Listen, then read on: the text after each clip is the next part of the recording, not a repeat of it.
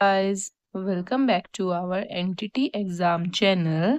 हम अपने इस चैनल पर एनटीटी एग्ज़ाम को प्रिपेयर कर रहे हैं, जिसमें एनआईओएस के 14 चैप्टर को आज हम करेंगे। पहले 13 चैप्टर्स हम कंप्लीट कर चुके हैं। अगर आपने नहीं देखे हैं तो फर्स्ट चैप्टर से शुरू करके अपनी इस सीरीज़ को कंप्लीट करें। तो लेके माँ सरस्वती का नाम और शुरू करेंगे आज का अपना अध्ययन, बाल अध्ययन के तरीके, मतलब मेथड्स ऑफ चाइल्ड स्टडी, कि हम बच्चे को किस तरीके से स्टडी कर सकते हैं, बच्चे के बिहेवियर को। और तो वो सब, उन सब के मेथड्स कौन कौन से होंगे उसके बारे में हम इस चैप्टर में पढ़ेंगे। यहाँ से हमारे प्रीवियस ईयर क्वेश्चन एग्जाम में देखे गए हैं, जो 2023 में हुआ था। तो शुरू करते हैं। बच्चे कैसे सीखते हैं, इसके संबंध में बहुत से विद्वानों ने बेबी बायोग्राफी के रूप में लेख लिखे हैं। तो बेबी बायोग्राफी में क्या लेख लिखे गए हैं कि बच्चे किस प्रकार सीखते हैं, इम्पोर्टेंट है। चार्ल्स डार्विन ने जैविक विविधता के अध्ययन के दौरान on the origin of species लिखी। तो on the origin of species किसने लिखी? चार्ल्स डार्विन ने लिखी। तो ये आप याद रखेंगे। लिखा तथा यह भी लिखा कि उनके बेटे ने किस तरह भाषा का अर्जन किया। पूछा जा सकता है on the origin of species में किसके बारे में उन्होंने लिखा था। तो उन्होंने अपने बेटे की भाषा के बारे में, उसने किस तरीके से अर्जन किया उसके बारे में लिखा था। पियाजे ने बेबी बायोग्राफी के विचार में सुधार किया तथा बाल अवस्था की क्रियाओं को अभिलेखित करने का व्यवस्थित एवं ज्यादा वैज्ञानिक तरीका प्रस्तुत किया। बच्चों के समाजीकरण से संबंधित पूर्व अध्ययन वयस्कों का इस बात पर ध्यान केंद्रित करते थे कि बच्चे कैसे प्रतिक्रिया करते हैं तथा कैसे सीखते हैं। तो पियाजे ने बेबी बायोग्राफी में सुधार किया। यहाँ से हमारा मेन पॉइंट शुरू होता है, मानव विकास का अध्ययन एवं अनुसंधान। मतलब मानव विकास का हम अध्ययन कैसे करेंगे और अनुसंधान मतलब रिसर्च कैसे करेंगे।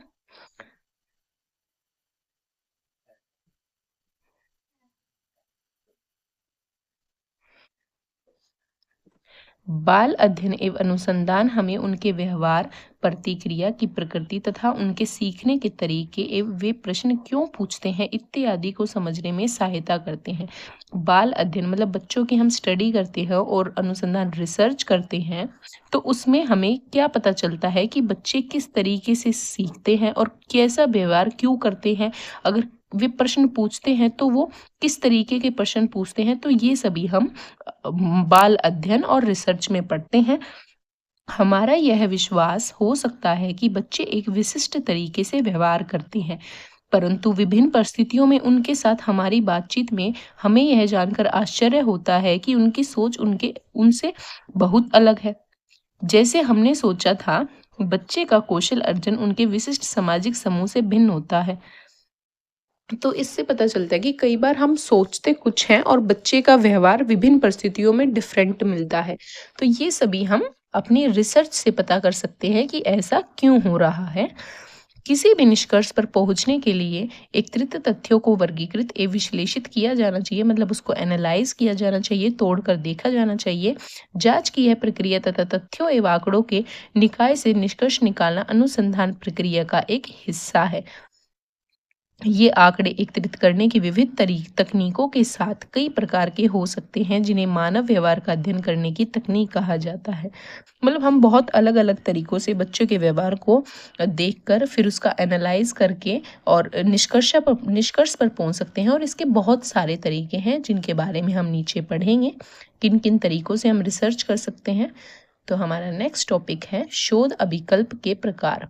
इंग्लिश में थोड़ा इजी है, टाइप ऑफ रिसर्च डिज़ाइन, मतलब किस किस तरीके से हम बच्चे के ऊपर रिसर्च कर सकते हैं वो इसमें दिखाया गया है। शोध अभिकल्प व्यवस्थित रूप से शोध या अनुसंधान पूरा करने के लिए एक विस्तृत प्रक्रिया या रूपरेखा है। अध्ययन की जाने वाली समस्याओं की प्रकृति शोध अभिकल्प के चयन हेतु मार्गदर्शन करती है। समस्या की प्रकृति के आधार पर सामाजिक समूहों के वर्गों से प्रतिभागियों का चयन किया जाता है।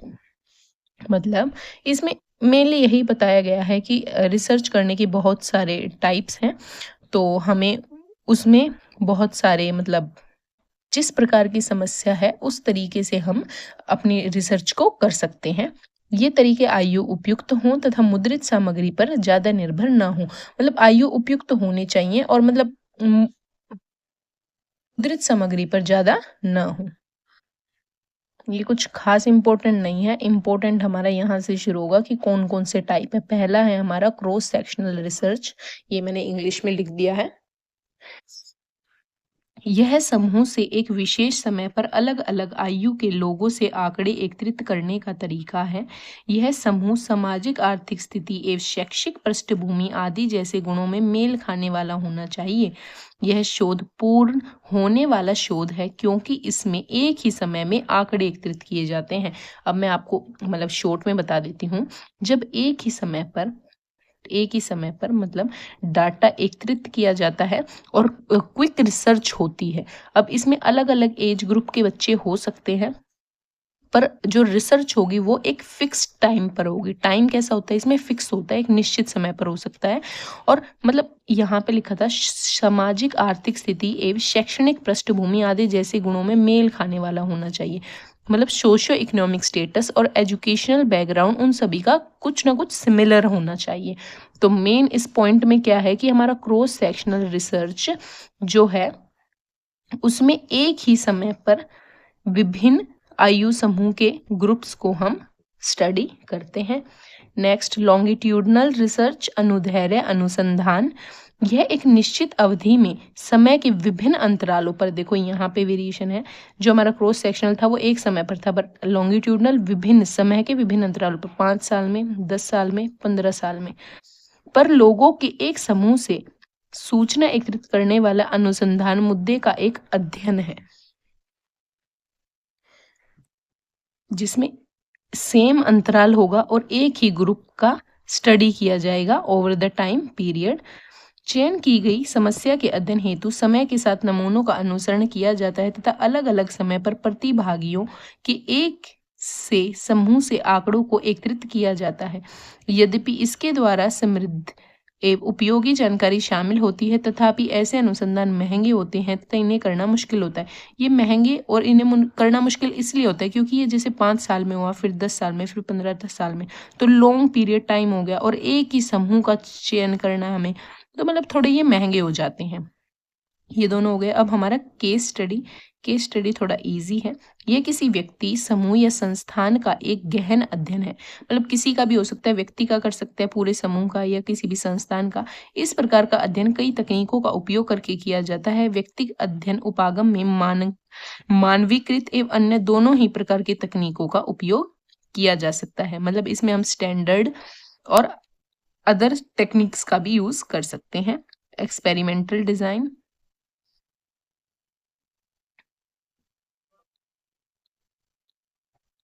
यह एक ऐसे अनुसंधान अभिकल्प है जिसमें दो या दो से अधिक समूहों की समान परिस्थितियों में तुलना की जाती है। याद रखेंगे ये पॉइंट कि एक्सपेरिमेंटल डिजाइन में क्या होता है कि दो या दो से अधिक ग्रुप्स होते हैं और उनकी समान परिस्थिति, सेम सिचुएशन में उनकी तुलना की जाती है, मतलब कंपैरिजन किया जाता है, जहां प्रत्येक समूह को अलग अलग उपचार दिया जाता है। उपचार मतलब इंटरवेंशन दिया जाता है। उदाहरण के लिए ऐसे प्रायोगिक अभिकल्प जिसमें दो समूह शामिल हैं के लिए जिस समूह को उपचार दिया जाता है उसे नियंत्रित समूह तथा दूसरे समूह जिसको उपचार नहीं दिया जाता उसे प्रायोगिक समूह कहा जाता है। यहाँ पर दो समूहों की बात की गई है, नियंत्रित समूह और प्रायोगिक समूह। नियंत्रित समूह को उपचार दिया जाता है, इंटरवेंशन दिया जाता है, और प्रायोगिक समूह को उपचार नहीं दिया जाता, मतलब इंटरवेंशन नहीं दिया जाता। ये दोनों पॉइंट आपको याद रखने हैं। एग्जाम में पूछ लेगा एक्सपेरिमेंटल डिजाइन के अंदर मतलब कितने समूह बनाए जा सकते हैं, तो दो, नियंत्रित समूह और प्रयोगात्मक समूह। अब हम करेंगे अध्ययन के उपकरण और तकनीकें, मतलब tool and techniques of study. बच्चों के आयु तथा साक्षरता स्तर के आधार पर आंकड़े एकत्रित करने के तरीके या तकनीकों की पहचान करना महत्वपूर्ण है क्योंकि बच्चों के साथ जुड़ने के कई अलग अलग तरीके होते हैं। यद्यपि यह तरीके मानव के साधारण एवं दैनिक अनुभवों जैसे दूसरे लोगों को देखना तथा बातचीत करना इत्यादि पर आधारित होते हैं। उपकरण के चयन,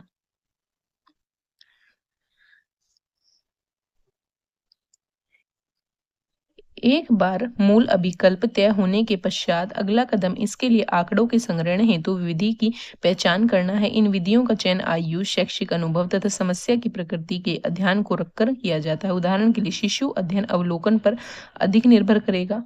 याद रखेंगे पॉइंट, जो शिशु अध्ययन है मतलब कि इन्फेंट स्टडी है, वो किस पर डिपेंड है? अवलोकन पर, ऑब्जर्वेशन पर। इंपॉर्टेंट है गाइस, लिखेंगे आप, जैसे कि इन्फेंट स्टडी किस पर है ज्यादा? ऑब्जर्वेशन पर। ऐसे करके आप अपने पॉइंट्स को लिखें। निर्भर है तथा बड़े स्तर पर शैक्षणिक तरीकों का अध्ययन किया जाता है। अब बड़े स्तर पर, जो लार्ज स्केल पर हम क्वेश्चनियर्स का यूज करेंगे। अधिक अध्ययन प्रश्नावली द्वारा किया जा सकता है। निरीक्षण आबादी की अभिरुचि विकल्पों का अध्ययन साक्षरता मतलब इंटरव्यू द्वारा किया जा सकता है। साथ ही साक्षरता विधि के माध्यम से बातचीत की बारीकियों को आसानी से अभिकल्पित किया जा सकता है। मतलब इंटरव्यू में हम छोटी से छोटी बात को भी पकड़ सकते हैं। अब ये हमारे कुछ उपकरण हैं, मतलब गुड टूल्स हैं हमारे। किसी भी आकलन के हम कर रहे हैं तो उसमें क्या होना चाहिए? अगर हम इवैल्यूएशन कर रहे हैं तो विश्वसनीयता, रियलेबिलिटी। इसका तात्पर्य यह है कि बार बार प्रयुक्त करने पर भी यह उपकरण लगातार समान एवं स्थिर परिणाम दे। मतलब रिलायबिलिटी का मतलब है कि अगर हम बार बार कोई टूल यूज कर रहे हैं तो उसमें एक ही समान रिजल्ट मिले, कंसिस्टेंटली स्टेबल रिजल्ट मिले। उदाहरण के लिए उपकरण से प्राप्त परिणाम उपकरण के प्रशासन के समय तथा अनुसंधान करते बदलने पर भी समान रहते हैं। जैसे कि कोई आपका दोस्त है, मुसीबत पड़ने पर वो हर बार काम आ रहा है, तो वो क्या है? रिलायबल है हमारे लिए, कि हमें पता है अगर हमें जब भी मुसीबत होगी, ज़रूरत पड़ेगी तो वो हमारे काम आएगा। तो ऐसे ही क्वेश्चनों का भी होता है कि जो हमारा क्वेश्चन पेपर हमारा रिलायबल होना चाहिए। वैधता, वैलिडिटी, मतलब वैलिड होना चाहिए, वो जो ऑब्जेक्टिव सेट किए उन ऑब्जेक्टिव्स को पूरा करने वाला होना चाहिए। पढ़ते हैं, इसका तात्पर्य यह है कि उपकरण उस विषय का मापन करे जिसके लिए उसका निर्माण किया गया है। अब जैसे क्वेश्चन पेपर है, वो हम 5th क्लास के लिए बना रहे हैं, तो उस 5th क्लास के क्वेश्चन पेपर में उन्हीं की क्लास के जो हमने ऑब्जेक्टिव सेट किए थे उन्हीं क्वेश्चनों को हम ऐड करेंगे, ना कि 6th क्लास के बच्चों के क्वेश्चनों को ऐड कर दें। तो वो रिलायबल नहीं होगा, मतलब वैलिड नहीं होगा। तो जिस चीज के लिए जो टेस्ट बना है उसको ही मेजर करे तो वो हमारा वैध कहलाएगा। इस लाइन पर ध्यान करेंगे, उपकरण उस विषय का मापन करे जिसके लिए उसका निर्माण किया गया है, इसके अलावा और कुछ भी नहीं। उदाहरण के लिए एक बुद्धि परीक्षण बुद्धि मापन के लिए ही प्रयुक्त होगा, ना कि किसी अन्य गुण के मापन के लिए। मानकीकरण, स्टैंडर्डाइज टेस्ट, यह एक बड़े समूह पर उपकरण को प्रशासित करके, मतलब ये बड़े समूह पर होता है, याद रखेंगे, उसकी वैधता तथा विश्वसनीयता सुनिश्चित करता है। यह एक प्रक्रिया है। इसका अर्थ परीक्षण संपूर्ण समूह पर सुसंगत तरीके से प्रशासित किया जाना तथा अंकन किया जाना है। तो ये तीनों पॉइंट्स आप याद रखेंगे कि एक टेस्ट में क्या होना चाहिए? रिलायबिलिटी, वैलिडिटी और स्टैंडर्डाइजेशन। इन क्वेश्चंस को आप कर सकते हैं, जैसे कि नियमित अंतराल पर चयन किए गए बच्चे के एक समूह पर अवलोकन करना अनुदैर्ध्य अध्ययन कहलाता है।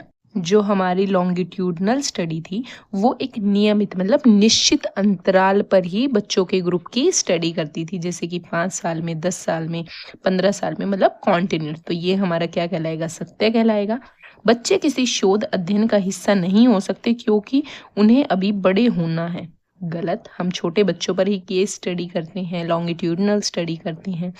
विश्वसनीयता तब होती है जब बार बार उपयोग करने पर भी प्रश्नों को अलग अर्थ में समझा जाता है। नहीं, विश्वसनीयता तब होगी जब बार बार प्रयोग करने पर भी प्रश्नों को, जो प्रश्न पूछना जा रहा है, जो अर्थ पहले उसके वही अर्थ बाद में भी रहे।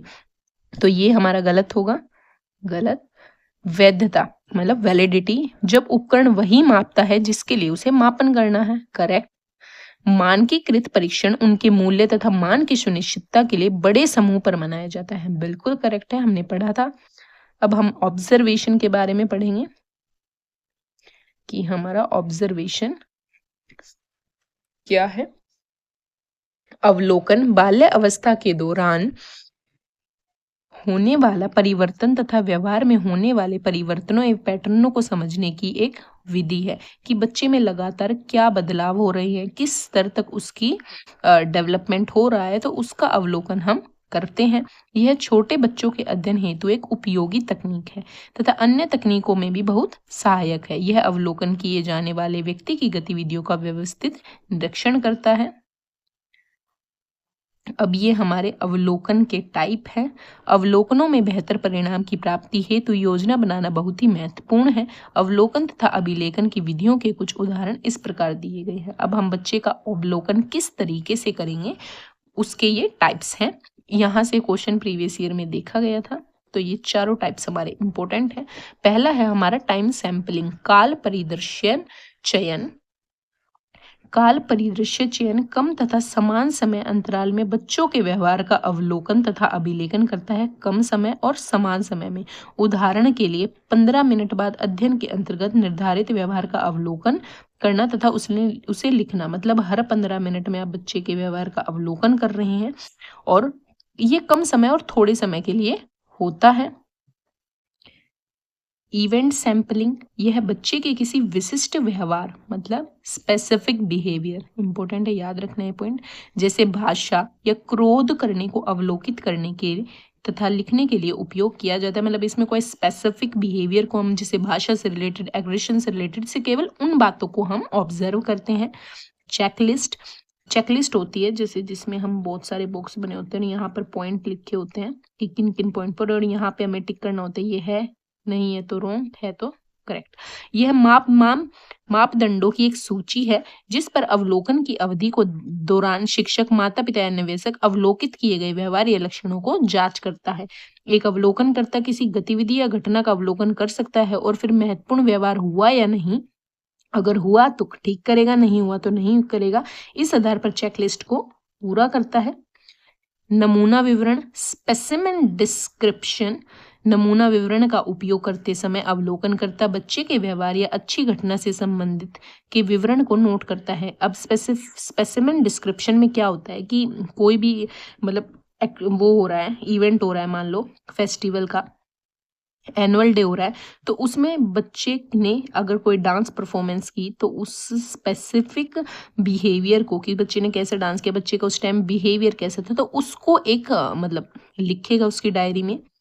जो व्यवहार से पहले तुरंत बाद भी किया बच्चे ने, अवलोकन करता उनकी उपस्थिति के दौरान होने वाली सभी घटनाओं को लिखित रूप में दर्ज करता है। अवलोकन के अभिलेखन हेतु श्रव्य दृश्य साधनों का भी उपयोग किया जा सकता है, जैसे टीचर साथ में ऑडियो क्लिप बना ले या वीडियो क्लिप बना ले और उसको साथ में अटैच कर दे, तो ये हमारा नमूना विवरण कहलाएगा।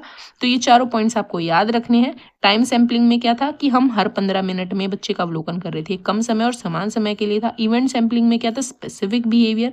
चेकलिस्ट में हम एक चेकलिस्ट बना लेते थे कि बच्चे ने वो व्यवहार हुआ या नहीं हुआ, उसको ठीक करते थे। और नमूना विवरण में एक स्पेसिफिक इवेंट को हम कैप्चर करते हैं।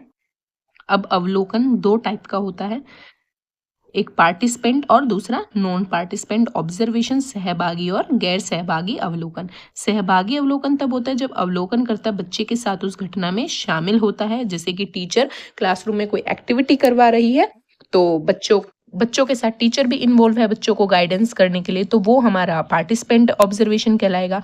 और गैर सहभागी अवलोकन तब होता है जब बच्चा अवलोकन करता अवलोकन किए गए बच्चों के साथ अंतक्रिया में शामिल नहीं होता। अब दूसरा है हमारा संरचित और असंरचित अवलोकन, मतलब स्ट्रक्चर्ड और अनस्ट्रक्चर्ड ऑब्जर्वेशन। संरचित अवलोकन वह तकनीक है जिसमें अवलोकनकर्ता पूर्व में तैयारी की गई योजना के आधार पर अवलोकन करता है। मतलब पहले जो भी अवलोकन करता है उसने डिसाइड कर लिया और प्लानिंग कर ली प्रॉपर कि उसे कहाँ कहाँ पर कैसे कैसे अवलोकन करना है, किन पॉइंट्स को उसे ऑब्जर्व करना है। घटना अवलोकन मार्गदर्शन के आधार पर रिकॉर्ड की जाती है। अवलोकन करता अवलोकन की जा रही गतिविधियों में शामिल नहीं होता, परंतु जहाँ तक संभव हो सके बिना बताए रिकॉर्ड करता है। मतलब वो उसमें इन्वॉल्व नहीं होता स्ट्रक्चर्ड में, बट वो कहीं से ऑब्जर्व कर रहा होता है बच्चे को। असंरचित अवलोकन वह तकनीक है जिसमें अवलोकन करता बिना किसी पूर्व योजना के, मतलब अब उसने कोई योजना नहीं बनाई है, सभी पक्षों का अवलोकन करता है। अवलोकन के दौरान जो भी घटित हो रहा होता है उन सभी अवलोकन कर लेता है। इसमें टीचर ये नहीं देखता कि उसे किन पॉइंट्स को अवलोकन करना है, वो हर एक चीज को अवलोकित करता है। अवलोकन विधि के लाभ। अब लाभ क्या है? यह व्यक्ति या समूह के व्यवहार के बारे में प्रत्यक्ष जानकारी उपलब्ध कराता है। यह वास्तविक परिस्थितियों में सूचना एकत्रित करने में सहायता करता है और बनावटी परिस्थितियों में, न कि बनावटी परिस्थितियों में, ऐसी परिस्थितियों में भी सूचना एकत्रित करना संभव है जहां प्रयोग करना संभव नहीं है। यह समग्र परिदृश्य प्रस्तुत करने में सहायता करता है। मतलब ओवरऑल बच्चे का मतलब क्या बिहेवियर है उसको हम प्रत्यक्ष रूप से देख के ऑब्जर्व कर सकते हैं। ये ऐसे पॉइंट्स हैं जो आपको पढ़कर इजीली समझ आ जाएंगे। समझाने का मतलब कोई मतलब नहीं है, वीडियो की ड्यूरेशन बेफालतू में लंबी होगी, आप खुद से पढ़ के समझ सकते हैं। अवलोकन के दौरान ध्यान रखने वाले कारक। अब हम किन बातों का ध्यान रखेगा? जो भी अवलोकन करता है, ऑब्जर्वर है, जिसका अवलोकन किया गया है उसके बारे में सभी सूचनाएं, जैसे अवलोकन की अवधि, दिनांक, स्थान, इन सभी बातों को लिखना चाहिए। जहां तक संभव हो उसके बच्चे के व्यवहार तथा संदर्भ के बारे में अधिक से अधिक सूचना नोट करें। जैसे ही व्यवहार हो तुरंत नोट करें। ये नहीं सोचे कि बाद में नोट कर लूंगा, क्योंकि भूल जाते हैं। व्याख्या नहीं लिखनी है, मेन पॉइंट्स को लिखना है। ये पॉइंट आपको याद रखने इंपॉर्टेंट एग्जाम के लिए। अवलोकन किए जा रहे बच्चों की गतिविधियों में हस्तक्षेप नहीं करना है। एग्जाम में 4 ऑप्शन देके आपसे पूछ लेगा कि एक अवलोकनकर्ता को इन बातों का किस बात का ध्यान नहीं रखना, तो उसमें से कोई भी एक बात होगी जिसका उसे ध्यान नहीं रखना होगा। अब हमारा है इंटरव्यू, तो ये हम करेंगे अपने नेक्स्ट पार्ट में। आज के लिए बस इतना ही। आप इसे ही रिवाइज करें, अपने नोट्स बनाएं। नोट्स इंपॉर्टेंट है क्योंकि एग्जाम टाइम में आप उन्हें ही फटाफट रिवाइज कर पाएंगे। और अगर आपको पसंद आए और लाइक कर सकते हैं। आज के लिए बस इतना ही। मिलते हैं कल अपने नेक्स्ट पार्ट में और अपने 14 चैप्टर को करेंगे हम कंप्लीट।